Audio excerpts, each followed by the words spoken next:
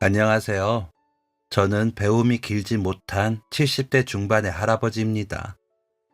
굴곡진 인생을 살아내고 이 나이가 되고 나니 아는 것도 많아집니다. 하지만 달라지는 세상에 새롭게 배워야 할 것도 많아지고 있지요. 전부터 꾸준히 모르겠는 것도 있고요. 저는 사람 마음이 그랬습니다. 이해할 것 같으면서도 이해되지 않는 게 사람 마음이더라고요.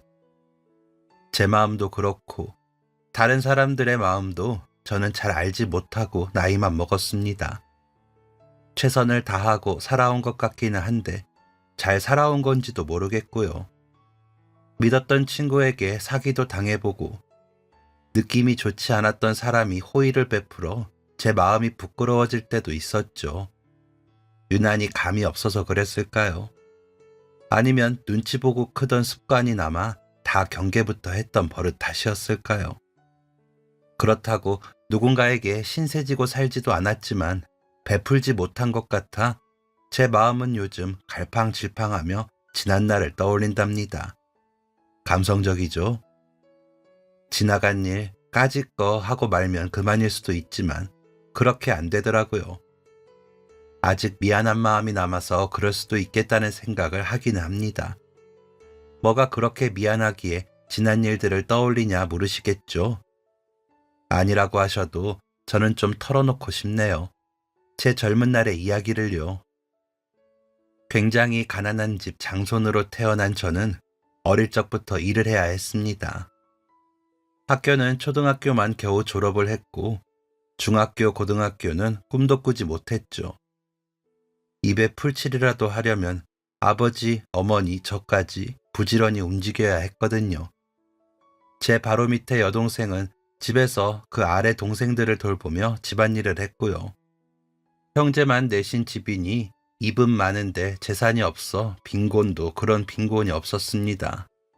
아버지는 남의 땅을 빌려 농사를 짓는 소작을 했는데 1년을 꼬박 일해도 남는 게 없어 추수를 하고 땅값을 주고 나면 저희가 먹을 게 없더라고요. 소위 보릿고개라 부르는 시절을 동네 아이들과 쏘다니며 먹을 수 있는 건 다 주워와 죽처럼 끓이고 찌어서 떡처럼 쪄먹으며 버티던 때도 있었습니다. 그렇게라도 하지 않으면 온 가족의 뱃속에는 꼬르륵 소리로 난리가 났죠. 오죽하면 쌀밥 맛이 좋아 한쪽 뺨까지 내줬다는 흥부의 이야기가 이해될 정도로요. 제 밑으로 2살 어리고 5살, 7살의 어린 동생들을 부지런히 먹이려면 한시도 쉴 틈 없이 움직여야 했습니다. 안 그랬으면 우리 가족이 다 굶었습니다. 그 생각으로 무작정 열심히 일한 덕에 아주 굶진 않았습니다. 하지만 가난은 어떻게 할 수가 없더라고요. 부모님의 가난이 계속됐습니다. 가난이라는 놈이 너무 세게 아버지와 어머니의 발목을 잡고 있었거든요. 제가 10살이 될 때부터 이미 저는 농가에서 어떻게든 일을 하고 돈을 받으면서 돈을 벌어야 했습니다. 틈나는 대로 남의 축사 청소하고 자풀도 뽑는 일들도 했죠. 연필 쥔 손에 자리 잡아야 할 굳은 살은 일을 한 손바닥에 단단하게 굳어 있었습니다. 저희 동네 아이들은 다 그렇게 지내는 통에 이상한 줄도 몰랐습니다. 당연히 부모님을 따라 밭으로 논으로 향했고 집에는 동생들만 남아 있었죠. 유일하게 여자 형제였던 둘째는 저희 중 집안일을 제일 많이 해야 했습니다. 셋째와 넷째는 거의 둘째가 돌보며 키웠다고 해도 과언이 아닐 정도로요. 부모님은 부지런한 분들이셨지만 나아지지 않는 상황에 지치신 분들이었습니다. 그런 두 분에게 저희 사남매는 희망이라기보다 짐이었을 겁니다. 하지만 낳았다는 책임감 하나로 굶기지는 말자는 생각을 하셨는지 열심히 사셨죠. 특히 어머니는 밭일이며 논일이며 다 해내느라 허리를 제대로 펴신 날이 없었습니다.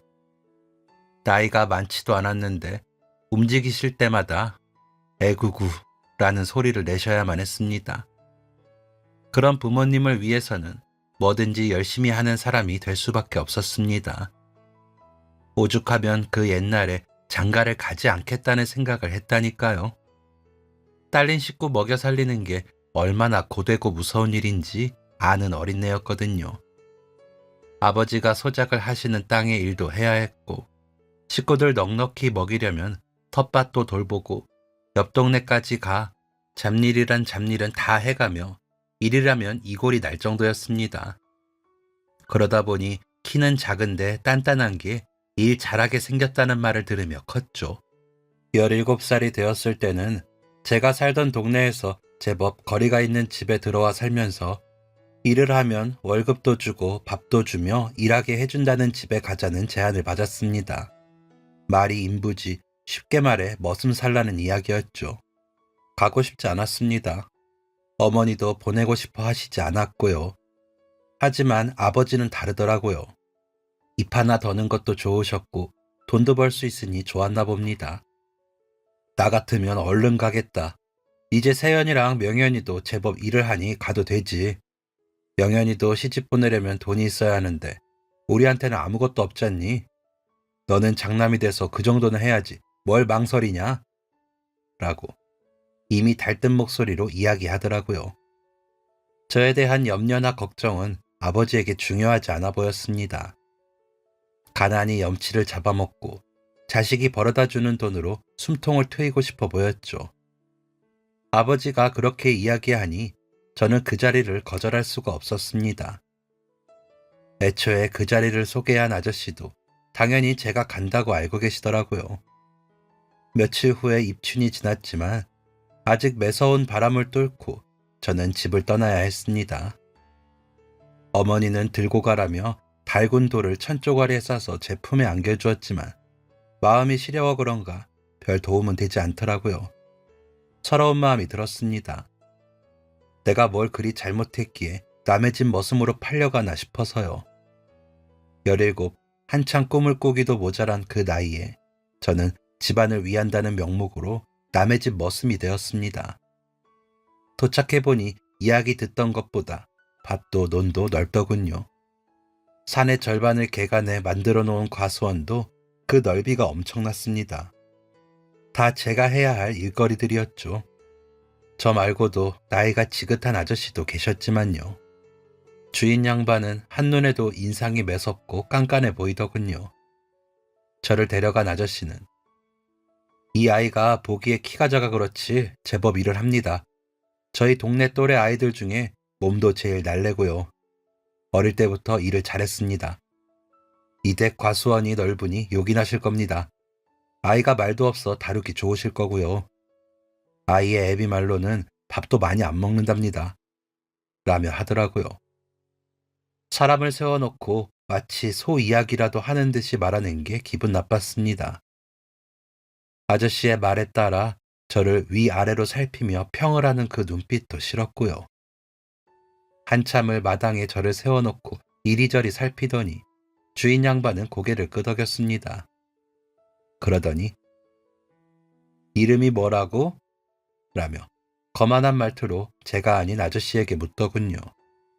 아저씨는 얼른 황인연이요. 나이는 17입니다. 라며 대답을 하는데 그 모습이 임금에게 대답하는 신하 같아 보였습니다. 제 속은 부글거리며 화가 올라오고 있었죠. 안 그래도 팔려온 게 속상하고 기분이 상하는데 주인 양반의 태도가 싫었거든요. 하지만 참는 수밖에 없었습니다. 아버지가 집을 떠날 때 마지막으로 한 말 때문에요. 가서 쫓겨나지 말고 몇 년 딱 붙어 있어. 집에는 올 생각도 마라. 라고 했거든요. 월급날이 되면 아버지가 제가 일하는 집으로 받으러 오겠다고 했습니다. 걸어서 1시간 반은 걸리는 거리였지만 돈을 받기 위해서 감내하기로 했나 보죠. 아마 신이 나서 힘든 것도 모르고 오고 갈 거라고 생각하니 서운하더라고요. 다음 날 아침부터 시작된 일은 저녁 해가 넘어가서야 끝이 났습니다. 주인 댁에 가진 땅이 많으니 새참을 먹고 한숨 낮잠 잘 시간도 없이 일을 했습니다. 아저씨는 제게 별 말도 없이 손짓을 해가며 일을 지시했고 저는 그 지시에 따라 이리저리 움직였습니다. 집에서 하던 것과는 비교도 안 되게 일이 많았습니다. 이렇게 많은 일을 아저씨 혼자 하셨다니 대단해 보이더라고요. 아저씨는 한숨을 쉬며 지침을 표현하시긴 했지만 힘들다고 하지도 않으셨습니다. 그러니 저도 덩달아 말없이 일만 하게 되더라고요. 힘들긴 되게 힘든데도요. 주인 양반은 멀찍이 떨어져 저희가 일하는 모습을 보다가 들어갔다가 다시 나왔다가 들어갔다가 하느라 바빠 보였습니다. 새참과 점심을 먹으면서도 눈치가 보였습니다. 주인 양반이 빤히 보는 바람에 입으로 들어가는지 코로 들어가는지 모르겠더라고요. 저녁을 먹고 해가 지고 났더니 집 생각이 나더군요. 어머니가 보고 싶었습니다. 어머니는 아버지보다도 더 생기가 없는 분이셨습니다. 항상 지친 모습이었죠. 성미가 급하고 목소리가 큰 아버지를 이기지 못하셔서 더 그렇게 보인 것 같습니다. 그런 어머니를 안 됐다고 생각했기에 저도 아버지 말을 따르고 지냈습니다. 동생들도 그랬겠죠. 어머니가 우시는 모습이 보기 싫었거든요. 제가 어릴 때부터 일이 잘 안 되고 힘들어지면 모든 게 어머니 탓이었습니다. 너가 그렇게 죽상을 하고 일을 하니 잘 될 턱이 있냐? 아주 고사를 지내라! 라며 서슬퍼렇게 소리치는 아버지 앞에서 어머니는 대꾸도 못하고 눈물만 흘리셨습니다. 사실 어머니 탓은 하나도 없었는데 말이죠. 어머니도 어쩔 수 없는 일이었거든요.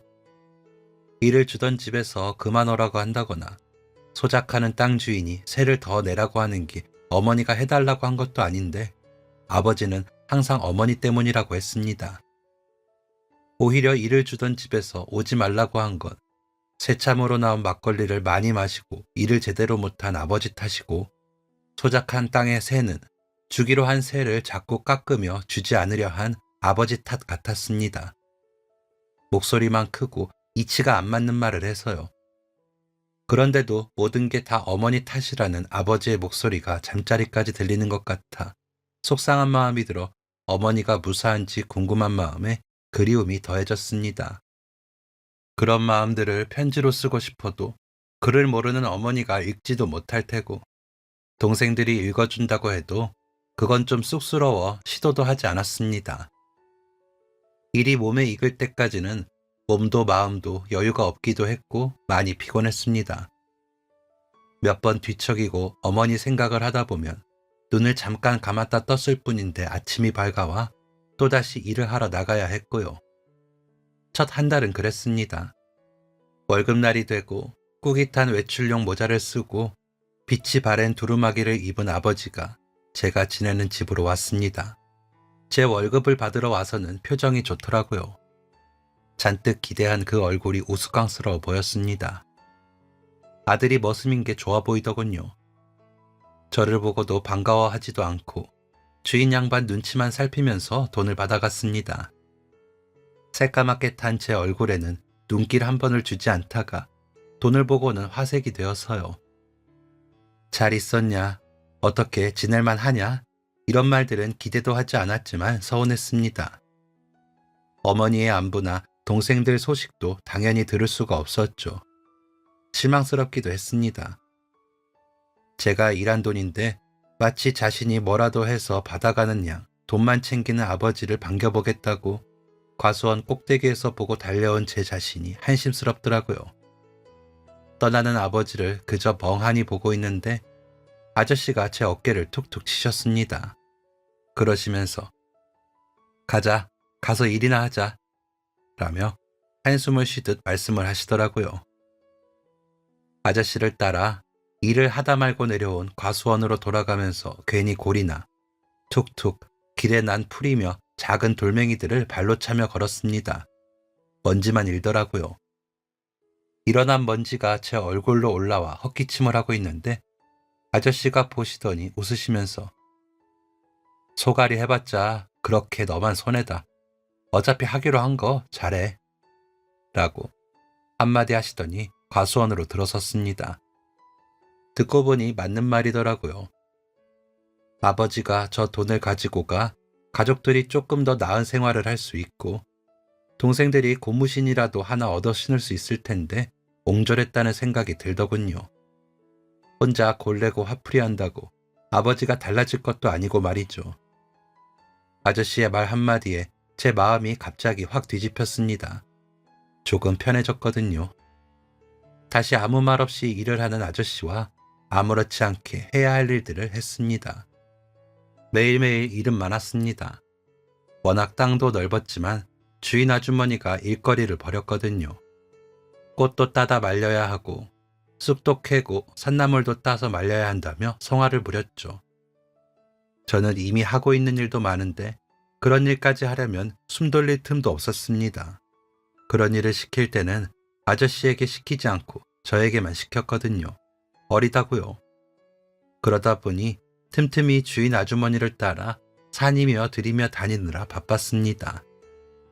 논이며 밭이며 갈아내고 파종하고 할 일이 태산인데 그런 일까지 하려니 속에서 천불이 났지만 어차피 해야 할 일이니 좋게 하자 생각하며 했습니다. 주인 내외에게는 서울로 유학가 고등학교를 다니는 아들과 시내 외갓집에서 중학교를 다니는 딸이 있다더라고요. 둘 다 방학 때나 돼야 온다고 하더군요. 어차피 저와는 상관이 없는 사람들 이야기였지만 다행이다 싶었습니다. 또래인 주인 내외의 아들과 딸이 오고 가는 집에서 지내는 걸 생각해보면 싫더라고요. 저는 꼬질꼬질한 모습으로 일하고 있는데 그들은 교복 입고 깔끔하게 다니는 걸 직접 보고 아무렇지 않게 지나칠 자신이 없었거든요. 너무 초라해 보일 것 같아서요. 중학교를 갈 엄두도 못 내는 집안 형편에 당연스럽게 포기를 하기는 했지만 사실 학교를 더 다니고 싶었습니다. 그림을 제법 잘 그려 더 배우고 싶었거든요.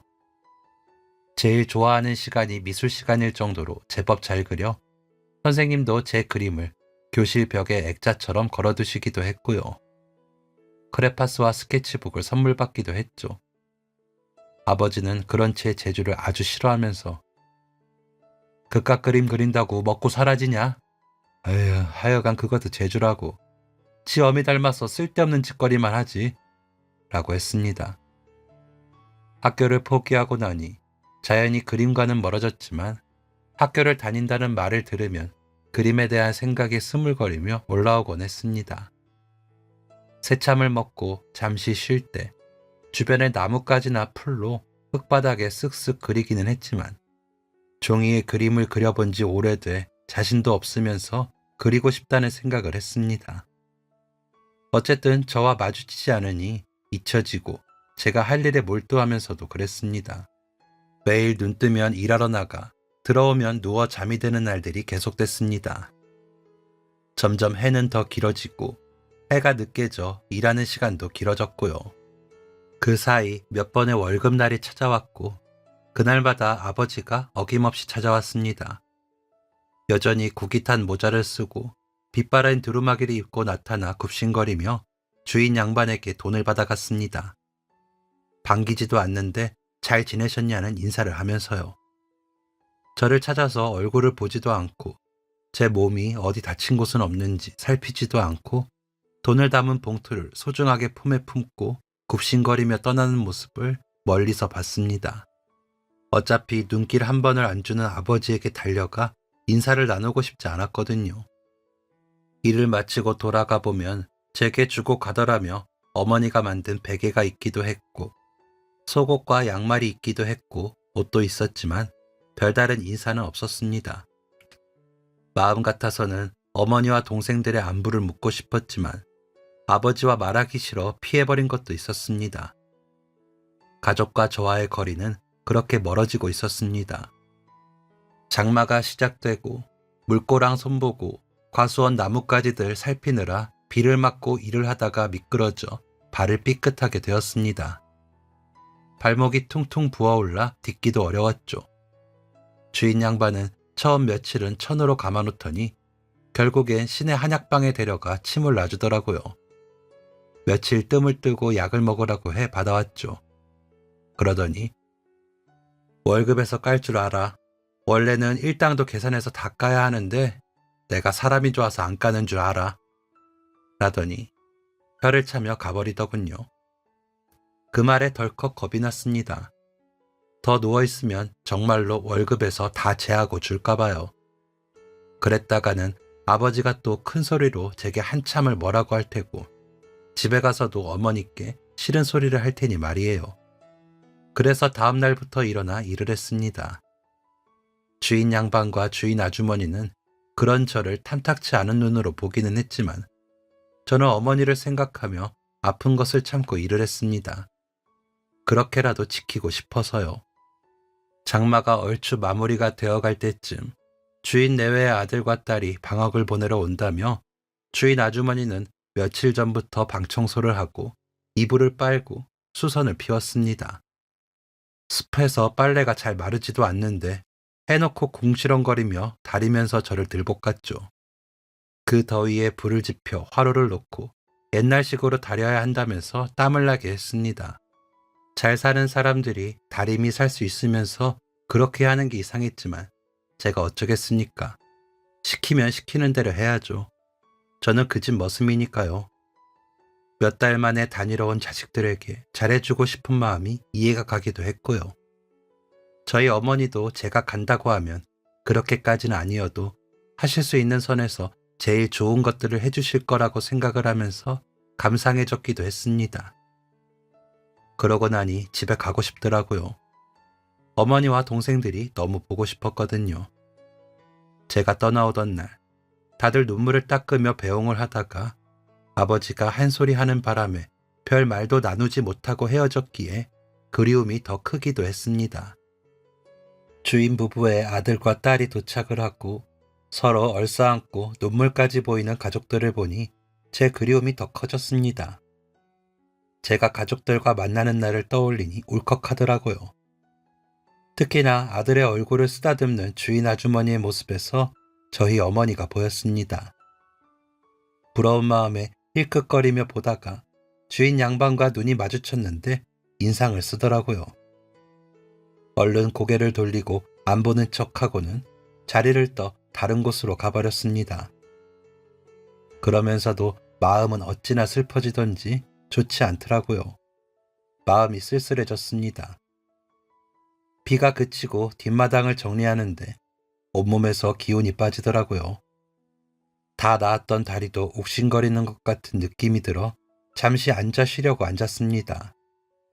그러다 끄적거리며 바닥에 어머니 얼굴도 그리고 동생들 얼굴도 그렸죠. 그리다 보니 더 그리워져 심취해서 그리고 있는데 인기척이 느껴지더군요. 이거 직접 그린 거예요? 라는 말소리에 정신이 들어 올려다보니 주인 부부의 딸이 저와 그림을 내려다보고 있더라고요. 얼른 발로 문질러 그림을 없애며 일어섰습니다. 제가 아무 말도 못하고 그림만 지우고 있자 그 딸은 저를 가만히 보더니 웃더군요. 그림 솜씨가 좋네요. 새로 일하러 오셨다면서요? 아저씨인 줄 알았는데. 아무튼 방학 동안 부탁할 게 많아요. 잘 부탁해요. 라면서 다시 웃었습니다. 저는 대답도 못하고 그저 고개만 끄덕였습니다. 환하게 웃는데 괜히 부끄럽더라고요. 그 후로 주인 부부의 딸은 종종 제게 이것저것 묻기도 하고 뭘 해달라고 부탁도 하며 말을 걸고는 했습니다. 아저씨께는 어리광을 부리며 친근하게 대하더라고요. 주인 부부의 딸이라면 당연히 깍쟁이일 거라고 생각했지만 아니어서 의외였습니다. 주인 부부의 아들은 저보다 한 살이 많았는데 마치 큰어른처럼 보였습니다. 생긴 건 딱 주인 양반같이 생겼는데 말소리도 점잖고 가볍지 않은 사람이었습니다. 주인 아주머니는 아들의 눈치를 보며 비위를 맞추느라 아침부터 부산스러웠습니다. 반찬 한 가지라도 더 놓고 입에 맞는 것을 내놓으려고 애를 쓰더라고요. 재료만 있으면 그것에 맞춰 반찬을 만들어 내놓던 어머니의 밥상이 떠올랐습니다. 그렇게 차려도 언제나 꿀맛이었던 그 밥상이 그리워 마음이 또 울적했습니다. 그런 마음을 틈만 나면 바닥에 그림을 그리는 것으로 대신했습니다. 그렇게 끄적거리고 나면 마음이 조금 풀리는 것 같기도 했거든요. 사진도 없으니까요. 마음 같아서는 다 그만두고 어머니를 보러 가면 그만이지만 돈이 문제였죠. 월급을 받아야 어머니가 안 힘드실 거라는 생각으로 버텼습니다. 겨울에 조금 한가해지면 집에 다니러 갔다 오겠다고 이야기해 볼 요량으로요. 그렇게 버티자 싶었지만 더운 여름밤에 잠 못 드는 날이 늘었습니다. 뒤척거리다 곁에 아저씨까지 못 주무실 것 같아 밖으로 나와 한참을 걷다가 바닥에 그림을 그리다 들어가곤 했습니다. 그러면 좀 잠이 오더라고요. 모기에 뜯긴 자리가 간지러웠지만 어느새 습관처럼 그렇게 하고 있었습니다. 대문 앞 평평한 땅이 그림을 그리기 좋아 그 앞에서 그림을 그렸습니다. 그러던 어느 날 그림을 그리는 제 곁으로 주인 부부의 딸이 와 앉더라고요. 매일 그림 그리시나 봐요. 자주 나가시기에 몇 번 내다봤어요. 더워서 잠이 안 오죠? 그래도 여기는 탁 트여서 좋아요. 시내는 좀 답답하거든요. 라면서 말을 하더라고요. 불편한 마음에 제가 움찔거리며 일어나자 왜요? 제가 불편해요? 그렇구나. 라더니 아쉬운 표정으로 탁탁 털며 일어나면서 미안해요. 내가 친구가 없어서 라며 들어가더군요. 표정의 아쉬움이 거짓말은 아닌 것 같아서 조금 놀랐습니다. 하지만 이내 그게 나랑 무슨 상관인가 싶었습니다. 저도 동네 친구 말고는 없으니까요. 형편 좋고 학교 다니며 공부나 하면 되니 별걸 다 신경 쓰면서 사는구나 싶고요. 하지만 그날 밤 이후 제가 그림을 그릴 때마다 나와 아무 말 없이 보기만 하는 주인 부부의 딸이 점점 더 신경 쓰이기 시작했습니다. 말도 안 하는데요. 솔직히 저랑 이러고 있는 걸 주인 부부가 알기라도 할까봐 걱정이 되기도 했습니다. 아무 일도 하지 않았지만 괜한 오해를 받는다면 곤란한 쪽은 저일 테니까요. 혹시나 누가 보기라도 한다는 생각만 해도 오금이 저리도록 무서웠습니다. 그래서 밖에 나가지 않기 시작했습니다. 주인 딸을 만나지 않으려고요. 마음이 불편하고 자꾸 뒤척이며 들썩거렸지만 오해를 받으니 참기로 한 거죠. 문소리가 들리고 발걸음 소리가 들려 나가지 않은 걸 잘했다고 생각했습니다. 마침내 방학이 끝나고 주인 부부의 아들과 딸은 모두 학교로 간다며 떠났습니다. 이제는 조금 마음 편히 나가서 그림도 그릴 수 있겠다 싶어 마음이 놓이더라고요. 그런데 제 방문 앞에 여기에 그리시면 더 좋을 것 같아서요. 라는 짧은 글이 적힌 공책 한 권과 연필 몇 자루가 보이더군요. 누가 볼까 싶어 얼른 품에 감췄습니다.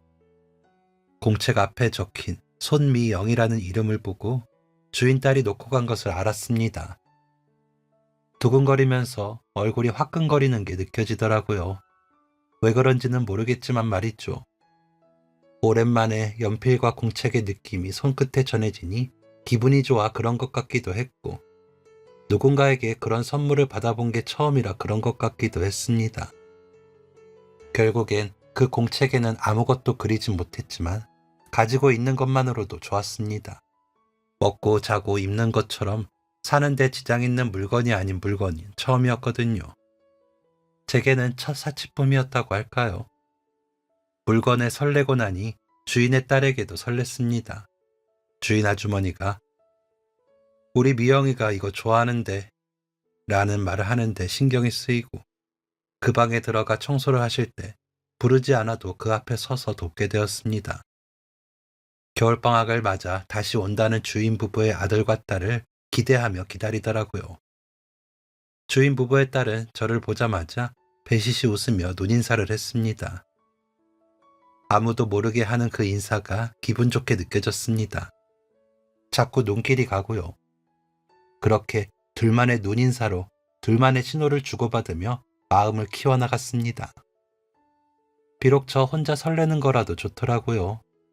하지만 저만 그런 건 아니었나 봐요.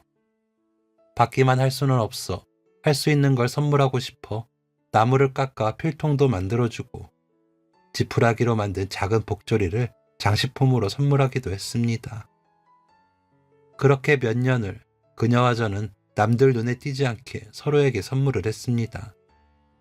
대화를 나누거나 편지를 주고받은 적도 없는데 물건만 주고받으며 몇 년이 지났죠. 그 사이 저는 20살이 되었고 그녀는 19살이 되었습니다. 한 달에 한 번 아버지는 저를 대신해 월급을 받으러 왔지만 저는 집에 못 갔죠. 주인 양반이 거절하면서 싫은 소리를 하기에 안 가고 만다 했거든요. 게다가 월급을 받으러 온 아버지를 쫓아가 아버지, 나 언제까지 여기서 일해요? 돈 얼마나 모았어요? 모은 돈으로 땅 좀 사서 라고 말하는 책에 아버지는 다 듣지도 않고 그만두긴 왜 그만둬? 이만큼 돈 주는 집이 어디 있는 줄 알아? 배부른 소리 하고 있다. 모아놓은 돈? 그걸 왜 너가 신경 써? 라더니 가버렸습니다. 진짜 이러다가 나는 머슴 노릇만 하다가 늙어 죽겠구나 싶은 생각이 들더군요. 그녀가 선물하는 공책은 점점 쌓여갔지만 저는 한 장도 그림을 그리지 못했습니다. 아까워서요. 별거 아닌 공책이라고 할 수도 있지만 제게는 사치품이었으니까요. 매일 아침 대문 앞을 쓸어내면서 밤사이 그림을 그렸던 흔적을 지웠습니다.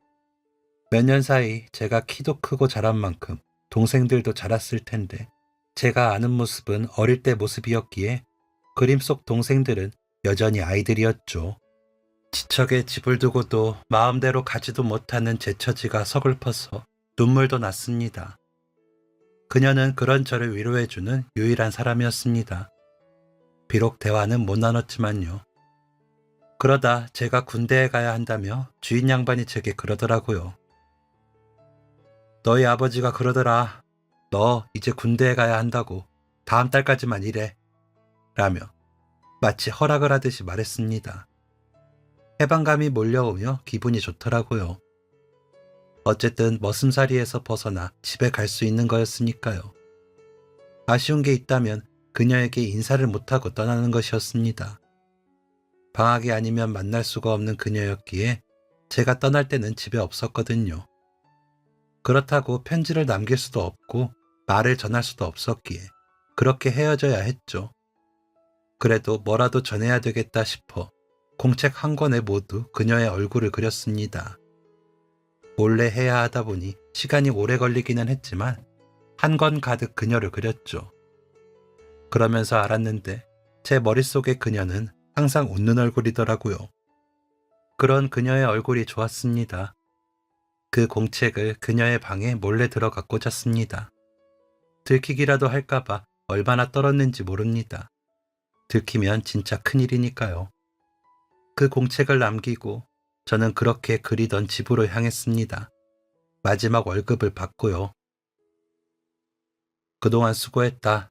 어디 가서든지 잘 지내고 제대하고 또 오던지 라는 말로 안녕을 고하던 주인 부부에게 인사를 하고 함께 일하던 아저씨께 인사를 했죠. 그런데 마음이 이상하더라고요. 그래도 정이 들긴 들었는지 눈물도 조금 나더군요. 집에 도착해보니 동생들은 제가 상상하던 것보다 더 많이 자라 있었습니다. 어머니는 그 사이 더 수척해지셨더라고요. 제가 돈을 벌었는데도 소용이 없었나 봐요. 속이 상해 아버지에게 내 월급 꼬박꼬박 가져간 거는 어떻게 했어요? 땅 산다면서요. 샀어요? 라고 물었습니다. 뭐라도 달라져 있길 바랐습니다. 하지만 돌아온 답은 그깟 돈 얼마나 된다고 유세냐? 내가 그 돈으로 땅을 샀건 안 샀건 너가 무슨 상관이야? 신경 끄고 며칠 쉬다가 군대 나가 라며 답하더라고요. 우라가 치밀었지만 제 팔을 잡는 어머니를 보며 참아야 했습니다. 동생들의 이야기를 들어보니 아버지는 제 월급을 받아오면서 일을 하지 않았답니다. 그나마 하던 소장 일도 하지 않고 다른 가족들에게 나가서 일하라고 했답니다. 제가 하던 것처럼 동생들과 어머니는 뿔뿔이 흩어져 여기저기 일을 하고 텃밭에서 나는 것으로 먹고 살았답니다. 제 월급은 아버지가 다 쓰고요. 땅을 산다던 그 말은 거짓말이었던 겁니다. 속에서 천불이 나더라고요. 가족들 먹고 사는 거 나아지라고 참았던 그 시간들이 허무하게 느껴졌습니다. 무거운 마음으로 입대를 하기 위해 길을 나서면서 눈물이 났습니다. 어머니가 또 얼마나 고생을 하실지 뻔히 보여서 차마 발길이 떨어지지 않더라고요.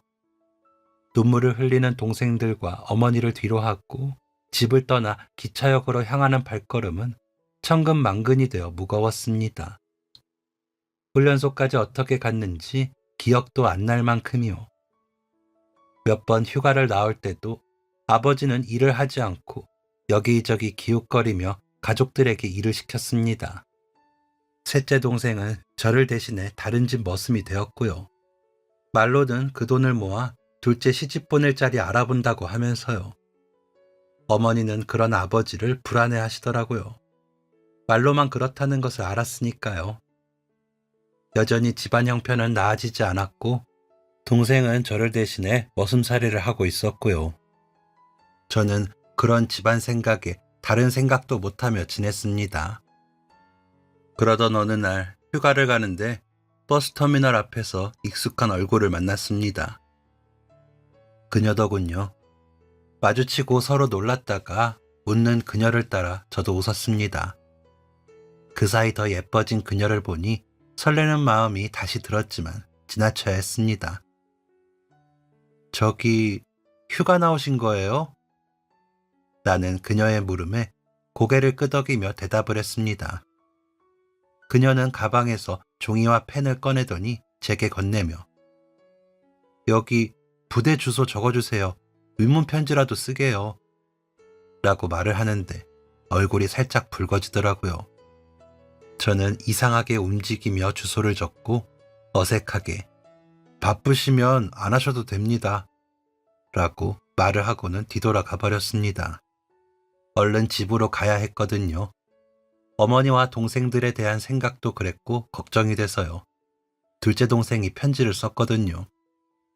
어머니가 체력이 많이 떨어지셔서 힘들고 막내가 자꾸 아버지께 대들고 집을 나갔다가 며칠 어디서 지내는 줄도 모르게 있다가 들어온다고 하더라고요. 어쨌거나 제가 가서 동생도 달래야 했고 어머니도 살피고 싶은 마음이 컸습니다. 그녀가 반갑고 설레는 마음이 있긴 했지만 어차피 저와 이어지지 않을 사람이라 생각했기에 아쉬워도 그렇게 헤어지는 게 맞다고 생각했습니다. 하지만 그녀는 저를 그렇게 놓고 싶지 않았는지 일주일에 몇 통씩 편지를 썼습니다. 저를 처음 만났을 때 자신을 보던 눈빛을 잊지 못한다 하더군요. 자신을 보는 것 같았대요. 시내 깍쟁이들이 자신을 촌뜨기라고 따돌려 외로웠다고요. 부모님께 말을 해봤자 시골에서 학교를 다닐 수 없으니 속만 상해할 거라 말도 못하고 참기만 하면서 잘 지내는 친구들을 부러워하는 자신같이 보였다고. 그래서 제게 친밀감이 느껴졌고 말이라도 트고 지내고 싶었는데 못했답니다. 하지만 선물을 주고받으면서 위안을 삼았는데 어느 날 갑자기 제가 사라졌답니다. 너무 서운하고 속상해 울음이 날 것 같았는데 제가 놓고 온 공책을 봤답니다.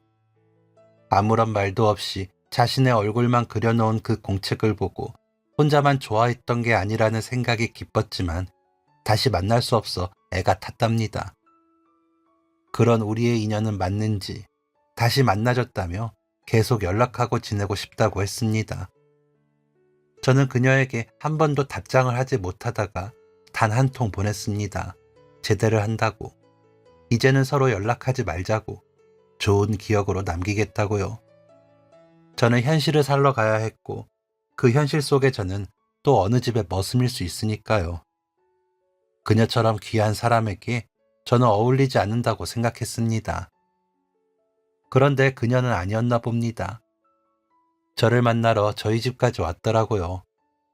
저와 결혼을 하고 싶다며 주인 아주머니까지 함께 저희 집 앞에 선 그녀를 보고 놀란 건 저뿐이 아니었습니다.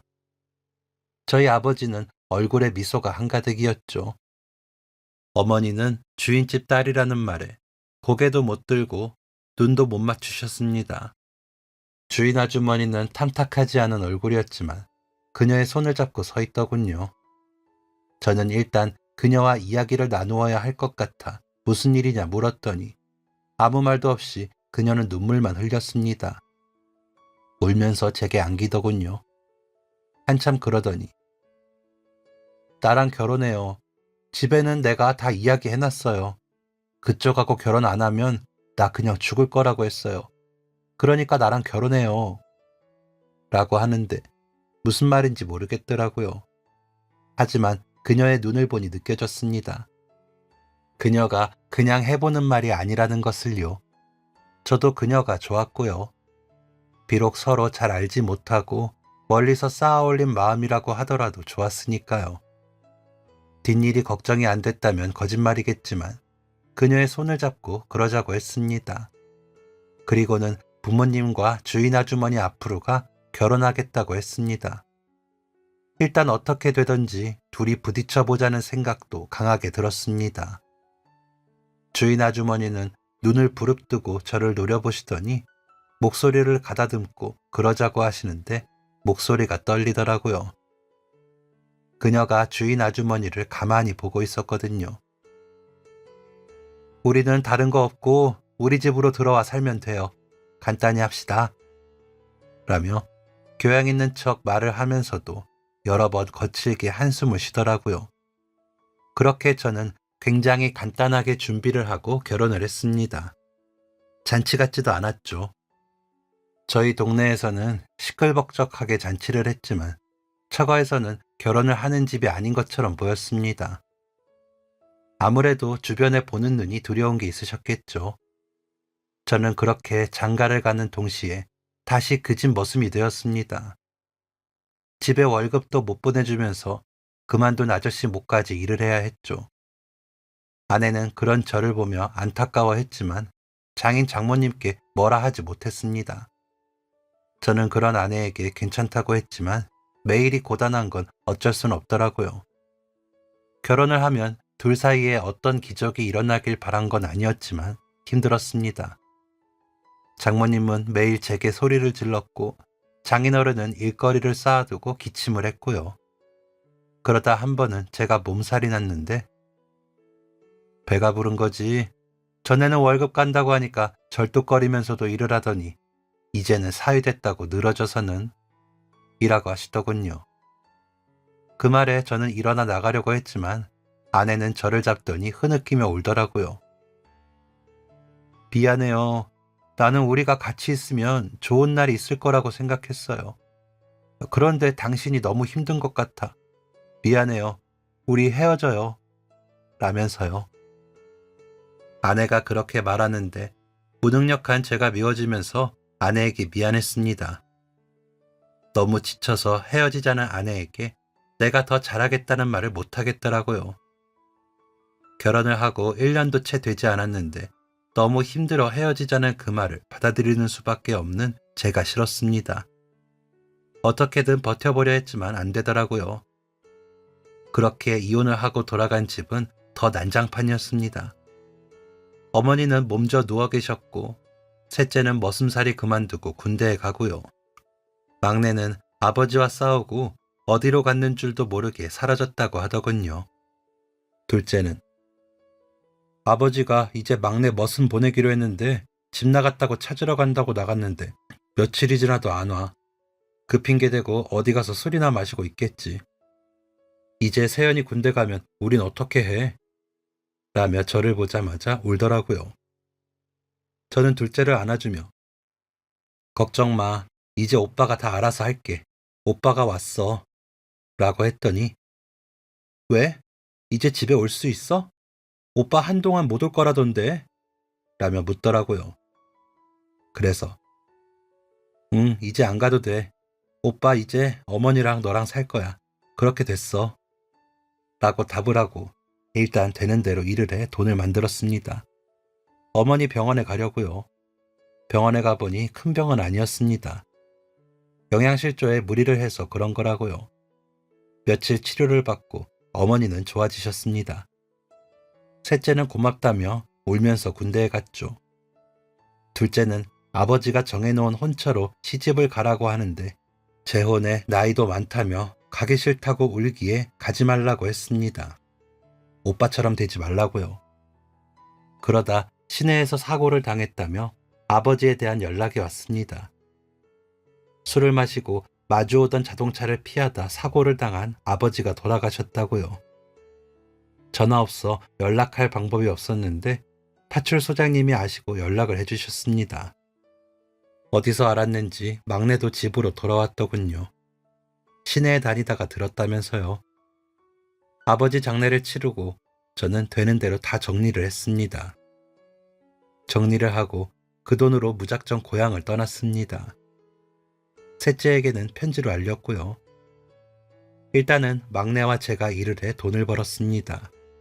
직접 농사를 못 지으니 아껴야 했죠. 그래도 어머니가 조금이라도 쉬실 수 있으면 다행이라고 생각하면서 일했습니다. 셋째가 돌아오고 둘째는 좋은 사람과 짝을 지어 결혼을 시켰습니다. 막내가 군대에 갔을 때는 셋째를 좋은 짝을 지어 장가를 보냈고요. 다행히 멀리 가지 않고 한 동네에 모여 살 수 있어 다행이었습니다. 제 꿈은 열심히 돈을 벌어 4층짜리 집을 짓고 그 집에 동생들과 다 같이 모여 사는 것이었습니다. 그러다가 한 여자를 만나게 되었습니다. 제가 일하던 곳에서 격리일을 보던 여자였는데 첫눈에 제가 반하고 말았습니다. 하지만 제가 결혼도 한 번 했었고 딸린 식구도 많다 보니 용기를 못 냈죠. 그런데 너무 티가 났나 봐요. 주변 사람들도 다 알고 있더라고요. 막내까지 장가를 보내고 난 후라 어머니를 잘 모시는 것만 생각하기로 했는데 그 여자 생각에 괜히 들뜨게 되더라고요. 그런 제 마음을 들키고 만 거죠. 여자는 나도 결혼 한 번 했었어요. 남자가 도박하고 그래서 얼마 못 살았고요. 그러니까 너무 어렵게 생각하지 말아요. 라며 털털하게 웃었습니다. 소탈해 보이는 그 모습에 반한 건데 그 모습으로 웃으니 더 좋더라고요. 그래서 용기를 내 결혼하자고 했습니다. 어머니도 보시고 마음에 들어 하셨죠. 아내는 어머니를 잘 모셔주었습니다. 어머니도 그런 아내를 아끼셨고요. 그렇게 저와 아내, 어머니까지 알콩달콩 살았습니다. 하지만 이상하게 아이가 안 생겼습니다. 그래도 우리 두 사람이 함께 노력하고 아끼는 마음이 있었기에 괜찮았습니다. 아쉽지 않았다면 거짓말이겠지만 조카들 커가는 거 보면서 우리 복이 이 정도라고 여기고 살기로 했습니다. 그렇게 결혼 5년 만에 월세를 전세로 얻기도 했고요. 조금만 더 노력해 우리 집을 사자고 약속을 하면서 행복을 꿈꿨습니다. 가끔 예전에 그녀와의 결혼 생각이 떠올라 더 만족하며 살기도 했던 것 같습니다. 어머니 곁에서 웃으며 살고 있을 수 있으니 좋은 거라고 생각했습니다. 그런 저희 가정에 갑자기 한 아이가 나타났습니다. 저에게 아버지라고 하면서요. 나이는 10살이라고 하더라고요. 어머니 이름이 손미영이라고도 했습니다. 전처의 아이가 저를 찾아온 것이었습니다. 저도 모르는 제 아이이기도 했고요. 아이가 내민 종이에는 전처의 글씨가 적혀 있더군요. 놀랐으면 미안하다고 하더군요. 아이 이름은 손현영이에요. 당신 성을 못 따서 제 성을 땄고 당신과 제 이름에서 한 글자씩 썼어요. 당신이 떠나고 아이가 생긴 걸 알았어요. 일부러 알리지 않았어요. 부모님도 그 편이 나을 거라고 하시더라고요. 아이는 당신을 닮아 그림을 잘 그려요. 공부도 곧잘 하는 편이고요. 제가 많이 아파서 아이가 많이 힘들었어요.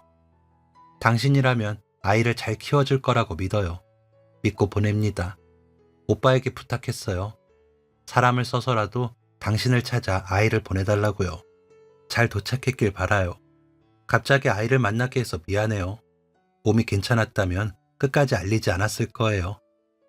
아이가 당신을 만났다면 나는 이 세상 사람이 아닐 거예요. 부모님도 다 돌아가셨고요. 당신이 떠나고 부모님이 아이를 기르는데 많이 도와주셨어요. 그러니 용서해 주세요. 너무 미워하지 않고 살기를 바라면서 떠나겠습니다. 라고 쓰여 있더군요. 제가 편지를 읽는 내내 아이는 그 앞에서 눈물을 흘리며 있더라고요. 아내도 편지를 읽더니 제 어깨에 손을 올리며 완전 큰 선물이네 라더니 아이 손을 잡고 우리 잘 지내보자. 아줌마도 새어머니랑 컸거든 이라고 하더군요. 아내의 반응에 놀랐습니다. 어느 누가 자기 남편이 전 아내 사이에서 낳은 아이를 키우고 싶겠어요? 하지만 아내는 그랬습니다. 아내는 새어머니의 구박을 못 이기고 아무 남자랑 결혼했고 실패했다고 했거든요. 그래서 그런지 아이에게 저보다도 먼저 손을 내밀고 아이를 살펴주더라고요. 어머니는 이야기를 전해 들으시고 아이를 보시더니 인현아, 너랑 닮았다 하시며 웃으시더라고요. 그러면서도 아내 눈치를 보시는데 저는 여러 감정이 섞여 있었습니다. 그래서 아무 말도 아무 행동도 못 하겠더라고요. 아내에게 미안했거든요. 아이는 점잖은 아이였습니다. 말하는 폼이나 행동이 전철을 닮은 아이였죠. 생긴 건 저를 닮은 아이가 전철을 닮은 행동을 하는 게 신기했습니다.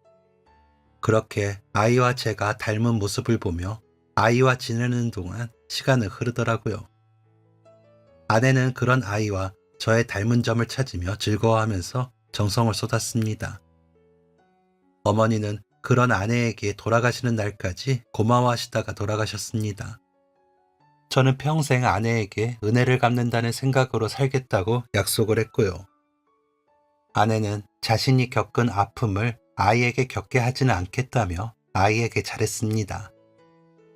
아이는 그런 아내의 정성을 알았는지 중학교 가서부터 어머니라고 부르더니 저보다 더 가까운 사이로 지내더라고요. 밝고 영리한 아이였습니다. 그것만으로 저는 감사하며 매일 열심히 일하며 살았습니다. 그거면 됐다고요. 아이에게 혹시나 아버지처럼 보이지 않을까 두려워 더 열심히 살았습니다. 아내처럼 편하게 다정히 해보려고 했지만 이상하게 어색하게 대하게 되더라고요. 그런데도 아이는 제게 다정했고 착하게 잘 자라주었습니다. 대학도 원하는 대학에 붙어 저와 아내를 기쁘게 해주었죠. 기특하고 대견했습니다.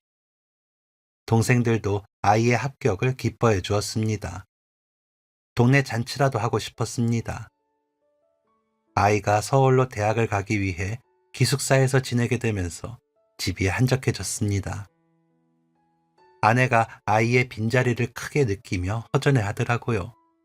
보고 싶다고 울면서요. 그러던 어느 날 아이 삼촌이 찾아왔더라고요. 여전히 어른 같아 보이는 모습으로요. 오랜만입니다. 아이만 덜컥 보내고 들여다보지 못했습니다. 라며 예의 있게 인사하는 모습도 여전했습니다. 장인 장모와는 다른 두 남매의 모습이었죠. 그러더니 서류 봉투를 내밀더군요. 미영이가 현영이 성인 될 때 전화라고 아이를 잘 키워줄 거라면서 아이 몫이 아니라 아이 아빠 몫이라고 하더라고요. 라고 하는데 무슨 말인지 모르겠더군요. 서류를 꺼내봐도 무슨 글자인지도 모르겠고요. 제가 당황해하자 아이 삼촌은 혼란스러우실 거예요. 저도 처음엔 그랬거든요. 그런데 아이 엄마의 뜻이에요. 내내 너무 미안했어요. 그랬으면 안 됐다면서. 본인 욕심으로 상처받게 했다고. 부모님도 동생이 혼자 아이 키우는 거 보시고 본인들 잘못이라 하셨고요. 늦었지만 저도 미안합니다. 라더니 가셨습니다. 저는 서류들과 통장을 다시 보며 한숨이 나왔습니다. 아이 몫이라고 생각했죠. 아이에게 전화를 해서 이야기했더니 아이는 엄마가 제가 아니라 아버지께 남긴 돈이잖아요. 제 생각은 마시고 아버지 잘 쓰세요. 라고 하더라고요. 제가 모으지 못한 큰 돈이었기에 저는 더 조심스러웠습니다. 아내와 상의했죠. 그리고 전처의 묘지에 아내와 함께 인사를 갔습니다. 가보니 눈물이 나더라고요. 그 사람도 마음고생 많이 했다는 걸 알기에 미안하고 안쓰럽다는 생각이 들어서요. 아내는 그런 제 손을 잡더니 현영이 그곳에서 잘 지켜봐 주세요. 라더군요. 저는 아이 엄마가 남긴 돈으로 집을 지었습니다. 4층까지는 못 짓고 2층 집이요. 동생들과 언제든지 시끌벅적하게 모일 수 있는 집이라 좋았습니다. 이제는 아이와 손주들까지 모이는 집이 되었습니다. 고마운 마음이 듭니다. 전처에게도, 아내에게도, 아이에게도, 고맙고 미안한 마음뿐이죠. 그러면서 저는 또 배웁니다. 행복하고 즐겁게, 살갑게 말하는 법을요. 아이처럼 다정하고 좋은 아빠가 못됐던 지난 날을 후회도 하고요. 나이를 먹는다는 게 이런 건가 싶다가도 새로운 날들의 연속입니다. 저만 그런 거 아니겠죠. 아내는 계속 배우고 닦아야 사는 거라고 하더라고요. 그 말이 맞는 것도 같습니다. 맞겠죠. 아내의 말이니까요. 여러분도 열심히 새로운 것을 배우며 살아가신다고 믿고 글 마치겠습니다.